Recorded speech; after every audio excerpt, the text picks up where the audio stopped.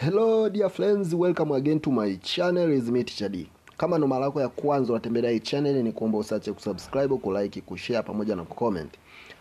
Baada ya selection za kidato cha 5 na baadhi ya wanafunzi kwenda advance na wengine kwenda kwenye vyuo, kuna wengine ambao wamewishi kwenda kuomba tena katika kuomba vyuo vya NACTVET, yani kuomba upya.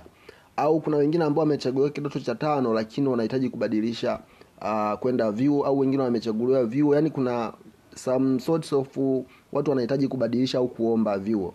Kitu cha kwanza, kwa mujibu wa taarifa ya TAMISEMI, walisema kwamba kutokana na uchache wa vyuo hakutakuwa na nafasi za kubadilisha chuo au shule ambayo umepangiwa, lakini kwa maana ya kwamba kutoka government kwenda government. Kwa kama wewe unawishi kubadilisha kutoka advance kwenda chuo, una uwezo wa kuapply chuo cha private, au unahitaji kubadilisha kutoka chuo kwenda advance, basi vile vile unaweza kuomba kutoka chuo kwenda private. Yani uombe private, vyuo private, shule private, ndio unaweza kubadilisha. Sasa moja ya swali kubwa ambalo limekuwa likiulizwa ni kwamba jinsi gani ninaweza kufanya maombi. Ni moja ya swali ambalo watu wengi wamekuwa wakiuliza. Kwa sababu kuna ambao wanaweza kuomba katika vyuo husika, lakini kuna ambao wanaomba kupitia mfumo wa NACTVET ambao ndio unatambuliwa na Baraza la Vyuo vya Kati.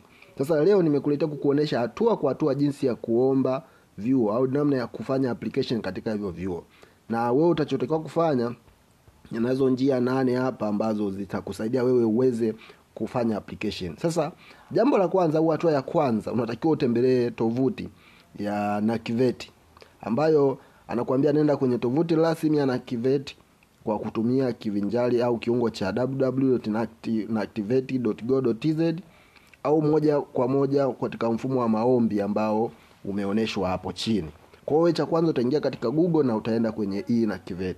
Hatua ya pili, hapa utatengeneza account. Kama hauna account, hujaikuwa na account kabla, utachokifanya utatakiwa utengeneze account kwa mara ya kwanza, ambapo utabofya apply now au register kwenye mfumo.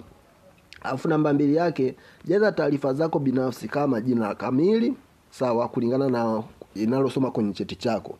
Namba ya mtihani NACTE au NECTA. Lakini namba 3, utakiwa uwe na aina, utachagua aina ya mtihani wa mwaka. Sawa, mtihani wako ulikuwa ni wa private au ni wa government, lakini utaweka barua pepe au email au namba ya simu. Na baada ya hapo utatengeneza neno la siri au password utakayotumia kuingia kwenye mfumo. Kwa hiyo kwanza kabisa, baada ya kuingia katika mfumo, utatakiwa ujisajili, utajiregister, na ukishajiregister, mwisho wa siku kitakachotokea ni kwamba utatengenezewa neno la siri ambao ni password, ambao sasa itakusaidia wewe kuingia katika mfumo. Sasa namba 3, ambapo ndo tunasema ingia kwenye mfumo, login. Sasa baada ya kuwa na password pamoja na email, tumia email hiyo, inaweza kawa namba ya mtihani na tumia email, namba ya mtihani na neno la siri kuingia kwenye account yako. Kwa hapo unaweza kutumia email au ikawa ni namba ya mtihani na ile neno la siri ambalo umetengeneza kuingia kwenye account yako. Ukishaingia kwenye account yako, namba 4 anakuambia jaza taarifa zako binafsi. Hapa sasa utatakiwa ujaze elimu yako ya awali, yani matokeo ya NECTA au NACTE, lakini pia taarifa za mawasiliano, kiwango cha mafunzo unayotaka kusoma, kama unataka certificate au diploma na kadhalika. Hiyo ndo hatua ya 4, kujaza taarifa zako binafsi. Uzuri pale kwenye chat inaonesha, nimetumia hii njia kwa sababu sina mtu wa kumfanyia applications. Kwa hiyo nimeona niandae hizi hatua ili iwe rahisi kwa mtu yeyote ambaye anataka kufanya application. Namba 5 sasa, chagua vyuo na kozi. Sasa kabla hujafanya maombi, lazima uwe tayari una orodha ya vyuo unavyotaka kusoma na kozi unazotaka kuzisoma katika kile chuo. So eti uanze kuchagulia pale, hapana. Utatakiwa uchague kabla kwamba nitaenda kusoma NIT sijui wapi, nitaenda kusoma sijui wapi. Kwa hiyo unakuwa umeandika pembeni vyuo unavyotaka kwenda. Kwa hiyo kisha kwa navyo, ndio hii hatua inayokuja kwamba chagua vyuo na kozi.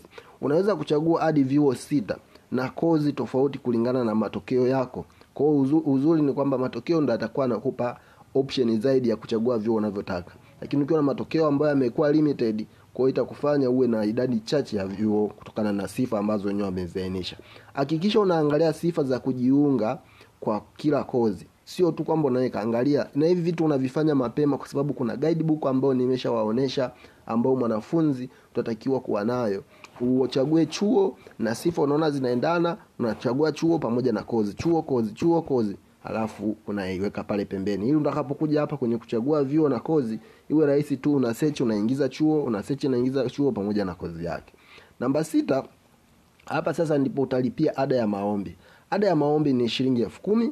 Malipo fanyika kupitia control number utayopewa. Maana yake kuna control number utapewa, lakini kumbuka hapo unaweza kulipa kwa Tigo Pesa, unaweza kulipa kwa M-Pesa, Airtel Money au hata benki kama ni NMB au CRDB.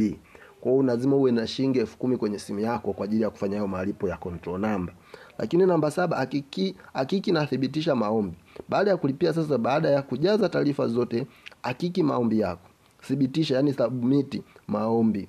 Pakua au chapisha nakala ya uthibitisho, acknowledgement copy. Kwa hiyo baada ya kuwa umethibitisha, uta download ile nanili yako ambayo ikionyesha maombi uliyoyafanya. Mwisho kabisa unasubiri majibu ya uchaguzi. Mara nyingi tunasema na KVET watatangaza majina waliopata nafasi kupitia tovuti yao.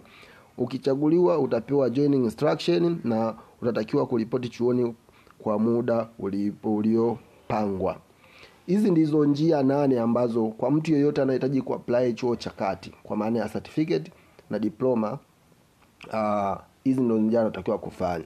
Kwa hiyo utaingia kwenye tovuti yako na utafuata hivi vitu ambavyo nimeviweka. Unaweza ukashoot screen kila hatua na ukazitumia kukusaidia kuweza kufikia malengo yako. Hii ndio njia za kufanya maombi ya vyuo kwa mwaka 2025 2026. Kama utakuwa na swali lolote kuhusiana na namna ya kufanya application kwa KVET, unaweza kaniandikia kwenye comment hapo, nami nitakuwa kwanza kureply. Lakini kama una swali pia linalohusiana na mambo ya vyuo na form 5 na nini, unaweza kaniandikia. Nitajitahidi kuhakikisha na kupatia majibu kwa haraka. Thanks for watching. See you next time with me, Teacher D. Bye bye.